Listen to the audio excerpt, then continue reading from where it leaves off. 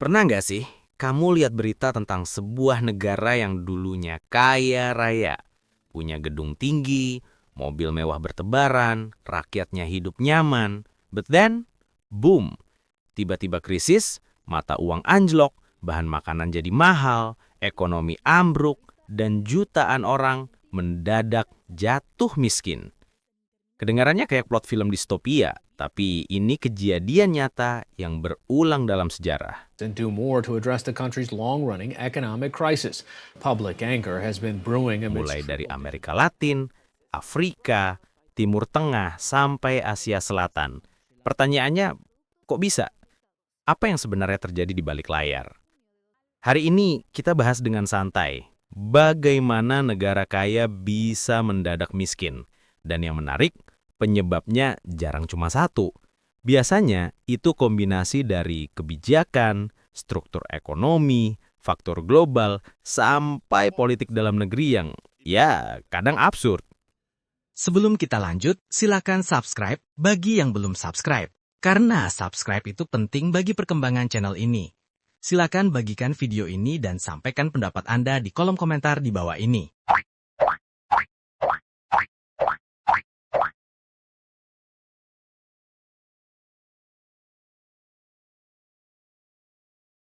Oke, pertama-tama, kita perlu mengerti dulu bahwa negara kaya itu bukan cuma soal angka GDP yang gede. Banyak orang lihat angka GDP tinggi, lalu otomatis mikir, wah negara ini stabil banget. Padahal GDP itu kayak nilai di rapor. Angka besar belum tentu mencerminkan kondisi mental yang sebenarnya. Atau dalam konteks ini, kondisi ekonomi yang sebenarnya. Ada negara yang kelihatannya kaya karena ekspor minyak atau mineralnya gede. Ketika harga komoditas naik, pendapatannya ikut melonjak. Tapi pertanyaannya, apakah kekayaan itu dipakai untuk membangun sektor lain? Apakah ekonomi mereka punya pondasi kuat yang tetap berdiri meskipun harga komoditas turun? Sayangnya, banyak negara kaya sumber daya alam ternyata cuma punya satu mesin ekonomi besar, minyak, gas, atau emas. Dan kalau harga komoditas itu turun, ya ekonomi mereka ikut turun bebas. Secara teknis, ini disebut resource dependence atau ketergantungan pada satu sumber daya. Contohnya Venezuela. Puluhan tahun, negara ini berjaya karena minyak. Saking kayanya, Venezuela pernah jadi negara paling makmur di Amerika Latin. Tapi karena semua hal bergantung pada minyak, ketika harga minyak jatuh, seluruh ekonomi pun ikut jatuh. Kayak main Jenga, ketika satu blok utama dicabut, semuanya runtuh. Nah, setelah ngerti konsep ilusi kekayaan negara, kita masuk ke faktor-faktor utama yang bikin sebuah negara bisa anjlok mendadak. Manajemen pemerintahan yang buruk. Ini klasik banget. Pemerintahan yang nggak kompeten atau yang korupsinya kelewat parah bisa menghancurkan ekonomi secepat-cepatnya. Bayangin, pendapatan negara besar, tapi bocor kemana-mana. Anggaran gak jelas kemana perginya, kebijakan dibuat asal-asalan hanya demi popularitas jangka pendek. Ketika pemerintah salah kelola ekonomi, efeknya bukan cuma pada angka di laporan, tapi pada kehidupan rakyat. Harga naik, pengangguran tumbuh, bisnis bangkrut. Dan masalah ini makin parah kalau pemimpin menolak kritik atau data, lalu malah ngegas mengambil keputusan yang salah. Utang negara berlebihan. Utang itu sebenarnya normal. Hampir semua negara berhutang. Tapi masalah muncul ketika negara terlalu agresif meminjam tanpa menghitung resiko. Ketika bunga naik atau mata uang lokal melemah, beban utang bisa melonjak berkali lipat. Kasus yang paling kelihatan baru-baru ini adalah Sri Lanka. Negara ini meminjam terlalu banyak untuk proyek infrastruktur yang tidak memberikan pengembalian cepat. Begitu pandemi datang, turisme anjlok, pendapatan hilang, dan mereka nggak bisa bayar utang lagi. Hasilnya, krisis ekonomi dan politik besar. Krisis politik dan ketidakstabilan. Investor itu kayak kucing, sedikit ribut aja langsung kabur. Negara yang sering demo besar-besaran, kudeta, konflik internal, atau pergantian pemimpin yang kacau, biasanya jadi tempat yang menakutkan untuk investasi. Ketika kapital asing keluar dalam jumlah besar, istilahnya capital flight, mata uang melemah, cadangan devisa habis, dan ekonomi mulai menges-menges. Investor lokal pun ikut lari ke aset aman seperti dolar. Akhirnya, makin banyak uang keluar daripada masuk, dan negara makin sulit membayar impor. Mata uang runtuh. Kalau negara terus mencetak uang untuk menambal masalah, efek sampingnya adalah inflasi. Kalau dicetak terlalu banyak, jadinya hiperinflasi. Harga roti bisa naik 10 kali lipat hanya dalam beberapa minggu. Tabungan masyarakat lenyap begitu saja. Zimbabwe adalah contoh yang ekstrim. Mereka sampai mencetak uang 100 triliun dolar Zimbabwe, tapi nilai sebenarnya hampir nggak ada. Ketergantungan pada ekspor tunggal. Ini salah satu silent killer ekonomi. Negara yang hanya punya satu produk andalan sangat rentan. Begitu harga turun di pasar global, mereka langsung panik. Pendapatan negara rontok, anggaran defisit, cadangan devisa tipis, dan impor jadi semakin mahal. Kombinasi dari faktor-faktor ini bisa bikin sebuah negara ambruk dalam hitungan bulan. Ketika satu faktor mulai goyah, biasanya efek domino langsung beraksi. Misalnya, investor asing keluar, nilai mata uang jatuh. Mata uang jatuh, harga impor naik. Harga naik, inflasi.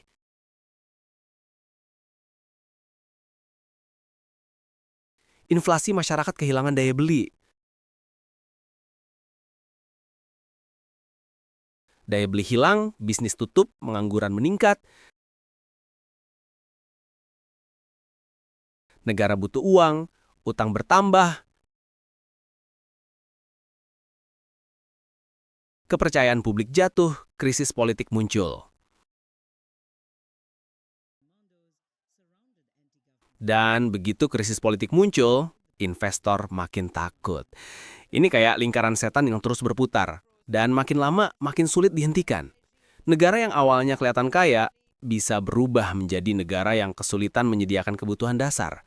Bahkan listrik, makanan, kebutuhan medis bisa langka. Untuk memahami lebih jelas, kita bahas beberapa contoh nyata. Venezuela. Dari surga minyak menjadi krisis kemanusiaan. Venezuela dulu dikenal sebagai negara kaya di Amerika Latin. Mereka punya cadangan minyak terbesar di dunia. Pemerintah mengandalkan minyak untuk semua kebutuhan negara. Tapi ketika harga minyak jatuh tahun 2014, pendapatan negara ikut anjlok.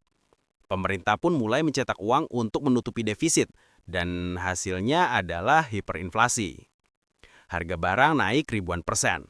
Rumah sakit kehabisan obat, listrik padam berkali-kali, rakyat melarikan diri ke negara tetangga untuk bertahan hidup. Argentina. Siklus krisis tak berujung. Argentina itu unik. Dulunya, negara ini termasuk 10 negara terkaya dunia. Tapi sejak abad ke-20, mereka terus mengalami siklus krisis. Inflasi tinggi, utang gagal bayar, krisis politik. Penyebabnya kombinasi dari mismanajemen ekonomi, populisme fiskal, dan kebijakan yang berubah-ubah. Meskipun punya sumber daya alam besar dan masyarakat terdidik, negara ini terus kesulitan menjaga stabilitas ekonominya. Lebanon. Ketika sistem perbankan ambruk, Lebanon mengalami salah satu krisis perbankan terparah dalam sejarah modern. Untuk bertahun-tahun, pemerintah menggunakan skema keuangan yang tidak sehat demi menjaga nilai mata uang tetap tinggi. Itu ibarat membangun rumah dengan fondasi kardus. Begitu kepercayaan publik goyah, bank-bank langsung kolaps. Orang tidak bisa mengambil uang mereka, mata uang runtuh 90%, dan negara masuk ke dalam krisis besar. Sri Lanka. Jatuh dalam 2 tahun. Sri Lanka adalah contoh bagaimana gabungan utang tinggi plus salah kebijakan bisa menghancurkan ekonomi dengan cepat. Selain terlalu banyak berhutang, pemerintah juga membuat keputusan radikal seperti melarang pupuk kimia secara mendadak yang membuat hasil pertanian turun drastis. Dan ketika krisis global datang, negara tidak punya cadangan devisa untuk bertahan. Ini menarik. Negara kaya seringkali lebih cepat jatuh dibanding negara miskin. Kenapa? Karena ekspektasi terhadap mereka tinggi. Gaya hidup rakyat sudah tinggi. Pengeluaran negara besar. Dan sistem ekonomi sangat tergantung pada stabilitas. Begitu satu pilar runtuh, harga komoditas turun, investor kabur, atau pemerintah salah langkah, efeknya langsung besar. Negara miskin memang rentan, tapi negara kaya rentan dalam skala yang berbeda. Semakin tinggi posisi sebuah negara, semakin keras jatuhnya ketika tergelincir.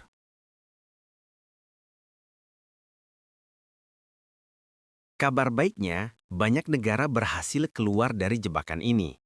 Korea Selatan, Singapura, bahkan Norwegia adalah contoh negara yang membangun pondasi ekonomi kuat agar tidak tergantung pada satu sumber daya. Ada beberapa ramuan penting. 1. Diversifikasi ekonomi. Jangan bergantung pada satu komoditas. Kembangkan industri, teknologi, pertanian modern, pariwisata, dan sektor kreatif. 2. Kebijakan fiskal disiplin. Utang perlu, tapi harus dihitung matang dan digunakan untuk hal produktif. 3. Investasi pada pendidikan dan teknologi. Ini pilar utama negara maju. Mencetak SDM berkualitas. 4. Pemerintahan yang transparan dan akuntabel. Korupsi adalah musuh pertumbuhan. 5. Cadangan devisa yang kuat agar tahan terhadap krisis global. Kalau semua ini dilakukan, negara bisa lebih stabil dan tidak mudah mendadak miskin. Jadi intinya, negara kaya bisa saja jatuh miskin. Dan seringkali terjadi bukan karena satu faktor besar, tapi karena kombinasi banyak faktor yang diam-diam menggerogoti fondasi ekonomi mereka. Kita sering melihat negara maju dan merasa itu stabil selamanya, padahal banyak dari mereka berdiri di atas sistem yang rapuh. Pertanyaannya sekarang, negara mana yang paling beresiko jadi korban berikutnya? Well, itu akan kita bahas di video selanjutnya. Jika Anda terkesan dengan cerita ini dan menyukai video ini, jangan lupa tinggalkan komentar, tekan tombol like, dan bagikan ke teman-teman Anda. Dukungan Anda sangat berarti bagi kami. Sampai jumpa di video berikutnya.